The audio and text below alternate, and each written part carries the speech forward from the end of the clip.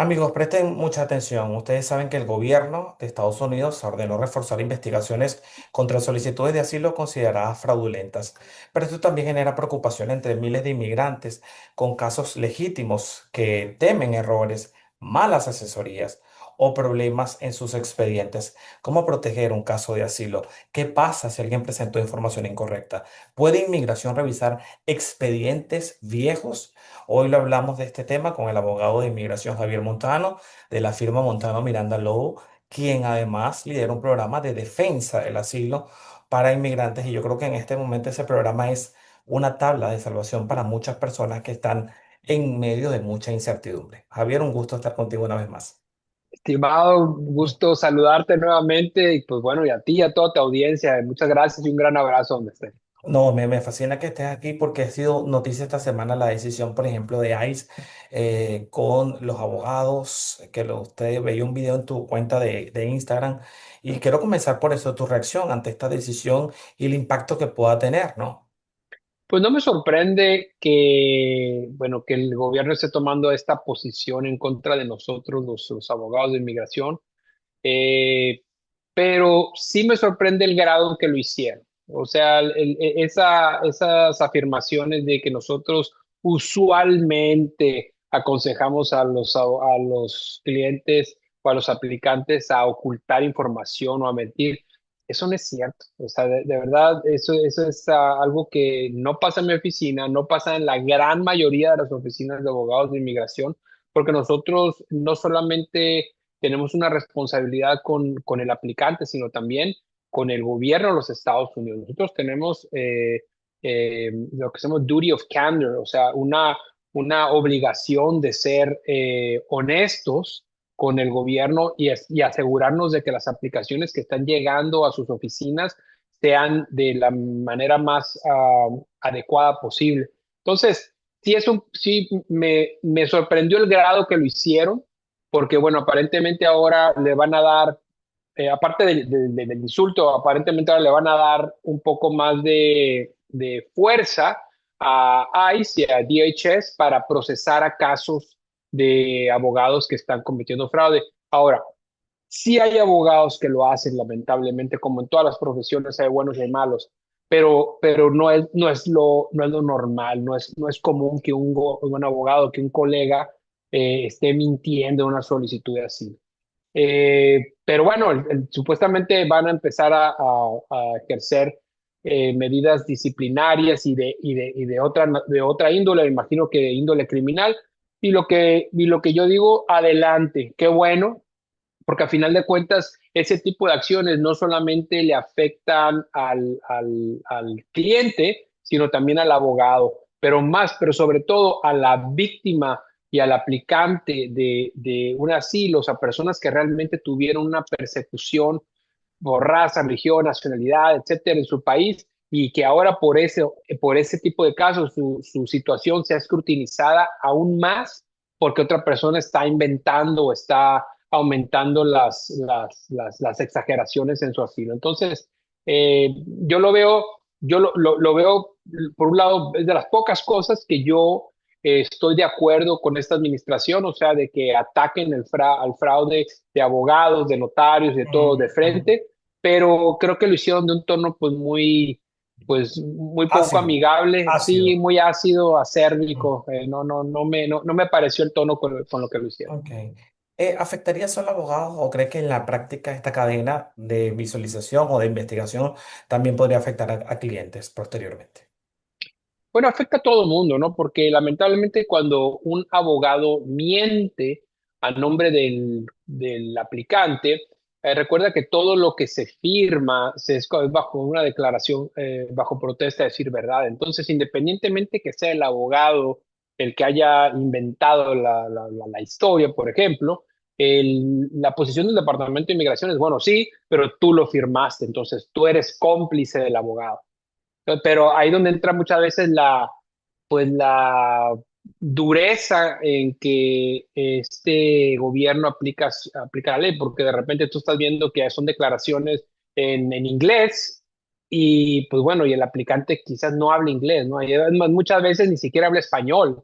A mí me ha tocado, yo he tenido casos donde, no fue de un abogado, pero donde había un relato donde, bueno, estaba en inglés y la persona que la aplicante era totalmente analfabeta. Entonces, tú dime cómo firmó. O sea, literalmente la firma de esa persona era una X. Entonces, es muy triste cuando tú ves que abogados y paralegales y gente así pues la verdad, se eh, toma estas posiciones de depredadores, ¿no? Porque al final de cuentas están abusando de una persona pues que no sabe lo que está haciendo Así y que es. le prometen un permiso de trabajo. Pues y la verdad, por mucha gente, dices, es para un permiso de trabajo, pero no estás firmando una aplicación de asilo, imagínate. Ujú. Javier, ahí podría revisar un caso ya aprobado. Totalmente. Ujú. Eso es algo que esta administración también ha mencionado eh, y lo está haciendo ahora, sobre todo con casos que se fueron aprobados durante la administración del presidente Biden. Pero esto no es nada nuevo. El Departamento de Inmigración tiene la facultad, y eso está en la regulación, donde puede revivir, por así decirlo, casos de donde sospecha que hubo fraude y no prescribe el tiempo. O sea, si tú cometiste fraude hace 20 años y lo descubren ahora, van a revivir tu caso y van a tratar de revocar tu residencia. Ahora, te van a dar la oportunidad de defenderte, ¿no? Ujú, Pero ujú. imagínate que, digamos que están ahora alegando un caso de un fraude y quizás tu cónyuge ya falleció. Digo, va a estar algo difícil poder defenderte en ese tipo de casos, ¿no? Sí, sí, es verdad. Bueno, mucha incertidumbre en este momento, ¿no? Y ahora la pregunta que muchos seguros se harán, ¿cómo saber si mi caso, ¿verdad? Fue bien o mal preparado? Porque claro, uno se sienta con alguien al final del día, pero ¿tiene ese inmigrante una herramienta para determinar que también puede estar preparado para evitar este tipo de situaciones? Informarse. Existen procedimientos para obtener el expediente que inmigración recibió. Entonces, lo que se conoce como un FOIA, FOIA, Freedom of Information Act. Y lo que yo siempre recomiendo a personas que sometieron una aplicación de asilo que no se quedaron con una copia de su solicitud, que pidan su expediente al Departamento de Inmigración y que lo revisen, que se lo traduzcan si es necesario, pero que lo revisen y en caso de que exista algo que no es correcto, que no es real, recordemos que todavía tienes la oportunidad de resolver esa situación, pero eso lo tienes que hacer, es lo primero que tienes que hacer a la hora de que te llaman a la entrevista. Tú tienes que presentar, decir, oficial, es el testimonio que viene en esta solicitud, lo llenó esta persona y no es el correcto, este es el correcto, pero uno debe de ir preparado. Porque muchas veces yo he ido o representado a gente que va a esas entrevistas y que tiene un testimonio que es totalmente distinto al que se entregó al Departamento de Inmigración. Entonces, imagínate que tú te estás presentando a una cita donde tú te preparaste con un testimonio y bueno, y ahora no solamente tienes que defender eso, sino también la presunción de fraude por haber sometido una solicitud con documento, con información, lo que se conoce como fabricada, o sea, cosas que no sucedían. Claro. Entonces, y a eso súmale el estrés, porque tú has estado esperando esa entrevista por años quizás, tienes a tu familia afuera, tienes a quizás un departamento de inmigración que está deteniendo a mucha gente, entonces no puedes dejar eso a la suerte, tienes que ser proactivo, que tienes que saber 100%, tienes que estar seguro de que la solicitud que tiene el departamento de inmigración es la misma la que tú tuviste la intención de someter. Quiero hablarte del programa de protección del asilo que tienen allí en Montano Miranda. Y yo creo que en este momento una herramienta informativa es fundamental para ese migrante que pueda tener dudas, incertidumbre, confusiones en el proceso Sí. y no jugar con algo que puede significar al final del día tu futuro en el país. Cómo Y no, funciona y cómo pueden participar las personas. Pero primero que quisiera comentar que eso surgió porque nos empezamos a dar cuenta que muchos asilos que tenían fondo, o sea, que tenían buenos argumentos para ganarse en la oficina de asilo, empezamos a notar que que no los aprobaron. Empezamos un poco a investigar y nos dimos cuenta que en muchos casos el problema no era la forma, sino el fondo, sino la forma. Entonces empezamos a darnos cuenta que la gente no iba preparada, que nunca actualizaron la solicitud de asilo, que cuando iban a esa entrevista de asilo pensaban que iba a ser de un formato distinto, pensaban quizás que el oficial de asilo iba a saber más de la situación de su país, y recordemos que la carga de la prueba está en el aplicante, no en el Departamento de Inmigración. Entonces, pues ideamos pues este programa donde primero analizamos el caso, nos aseguramos que la información pues, primero que califique, porque no todo el mundo califica un asilo, es la verdad. Eso es la Se- verdad. se- Duele Segundo, que me duela. que sí, pero es la verdad. Yo creo que es mejor que decirle la verdad a la gente y que tome una decisión en base a eso, Mm, a mentirle y después, y después que eso ocasione pues daños más fuertes, no mm, solamente migratorios, sino también los económicos, porque sí, para la gente sigue tomando decisiones pensando que le van a un asilo y uno como abogado de inmigración sabe pues que eso no va a suceder. Pero mm, bueno, primero analizamos el asilo, y después tratamos de encontrar la información real, siempre real, de cómo se puede apoyar ese asilo. Por ejemplo, cuando leemos el testimonio nos damos cuenta que quizás la persona fue un médico, se tomó fotos después de una agresión, quizás la persona puede conseguir testimonios de testigos que les conste que sufrió una persecución, quizás la persona, no sé, estuvo en una organización ujú, política ujú, y ujú. quizás puede conseguir una carta, pero y está hablando de cosas reales. Y como paréntesis, nunca sometan información falsa a una solicitud de asilo. Es el peor error que una persona puede cometer. Pero bueno, pero tratamos de enumerar una lista de documentos que consideramos que eso pudieran apoyar el asilo. Después, una vez que tenemos el expediente listo, lo sometemos al Departamento de Migración, a la Oficina de Asilo. Una vez que viene la cita, preparamos al cliente para esa entrevista. Es sumamente importante que se preparen. No puedes ir pensando que tú te vas a acordar de los detalles de un suceso que pasó hace una década. Tienes que ir preparado para esa entrevista. Tienes que saber cómo, cuándo, dónde, por qué te atacaron, y eso de una manera cronológica. De hecho, yo lo que ahora recomiendo es que la gente a la que le sucedieron varias cosas, que haga un ejercicio y los ponga de una manera cronológica de Claro, cómo, cuándo, dónde, por qué, la primera vez, la segunda vez, cómo, cuándo, dónde, y de esa manera tú organizas no solamente claro. tu pensamiento, sino también le estás demostrando al oficial de asilo que has organizado Claro. esa cita Y con fechas. y con fechas. Y si no sabes las fechas, no las sabes, no inventes, esa es otra cosa. Y ir ahí diciendo la verdad. Y otra cosa que yo creo que es sumamente importante, que te acompañe en esa entrevista. Mm, El ir solo a esa cita para mí es un suicidio.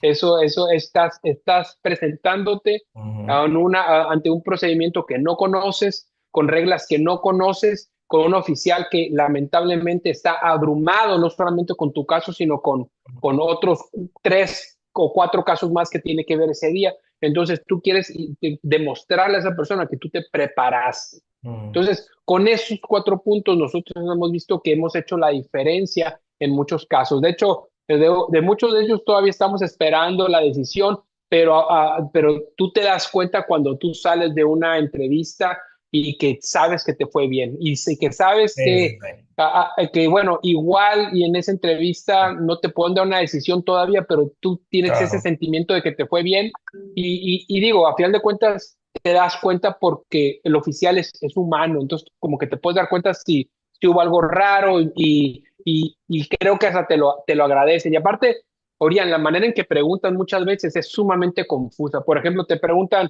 dime lo primero que te pasó, lo último que te pasó y lo más fuerte que te pasó. Bueno, y si me pasaron 15 cosas, ¿cuál es ¿cuál, cuál? con cuál Eso, empiezo? sí.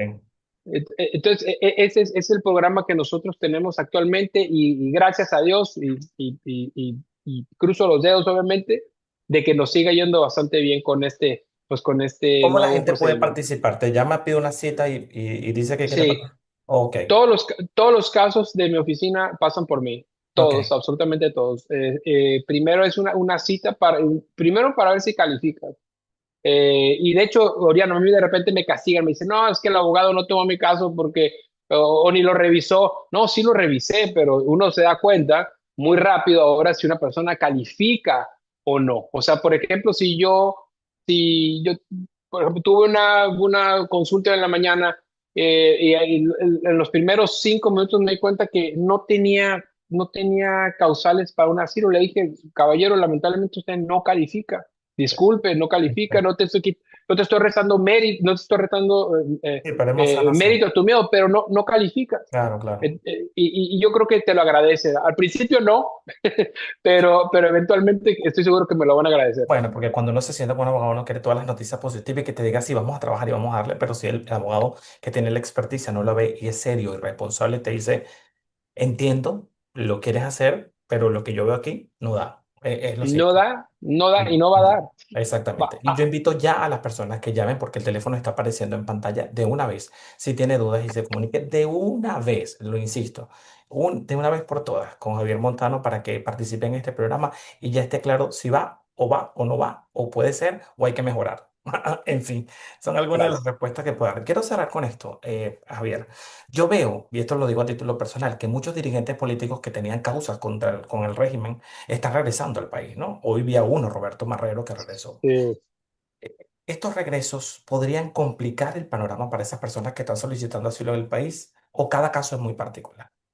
Cada caso es un universo, obviamente no ayuda, definitivamente no ayuda, pero los casos de asilo son casos muy personalísimos. O sea, quizás esta persona que está volviendo a Venezuela pues, no está en la misma situación de otra persona que quizás tiene otro tipo de problemas. Entonces, yo, al igual que por el arresto del señor dictador Maduro, Exacto, sí.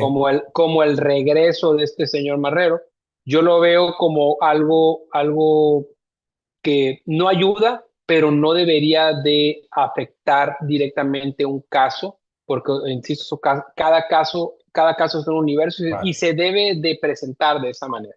Ok, perfecto. Me gustaría que ya para cerrar tú mismo, aunque el número ha salido aquí, y repito, invito a la gente que llame para que participe en este programa, que es en este momento una herramienta que vale oro para usted y definir su futuro y explorar otras alternativas en caso de que no sea el asilo, porque en ese momento tiene la posibilidad de hacerlo, de estos números de contacto para que cualquier persona en las próximas horas llame. Mira, sí, bueno, el teléfono de nuestra oficina es 786-825-7333. Repito, 786-825-7333. Y más que nada, yo creo que el común denominador de todas estas noticias que estamos escuchando, también la del memorándum que salió la semana pasada, Ujú. que eso ha sido, pues, la verdad, un kaboom en todos lados, como dice nuestro amigo Miguel Ángel Rodríguez. Eh, yo creo que lo más importante es informarse y de fuentes fidedignas, incluyendo a los colegas que pasan por tu programa, que la verdad es que todos son excelentes, pero basarse en información real directamente de la página de Sí, inmigración, sí, sí. directamente de abogados confiables y en consultas. Gasten dinero en consultas. No estoy diciendo que lo hagan en mi oficina para nada, No, no, pero inviértanle tiempo, inviértanle dinero claro. a sus casos, porque al final de cuentas Sí, muchas veces una consulta es lo que te puede ahorrar un dineral y sí, muchísimos sí, dolores de sí, cabeza. sí, sí. Y, insisto, no tengo que ser yo para nada.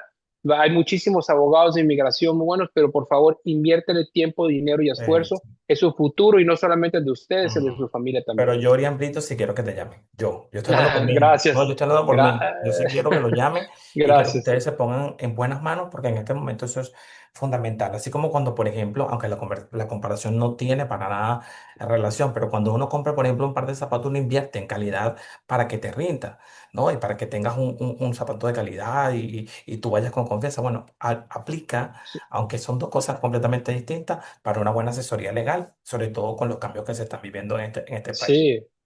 Gracias, Javier, por Totalmente. estar conmigo y por hablar de este tema. Y ya tienes otro compromiso para el mes de junio para que nos volvamos a sentar a hablar.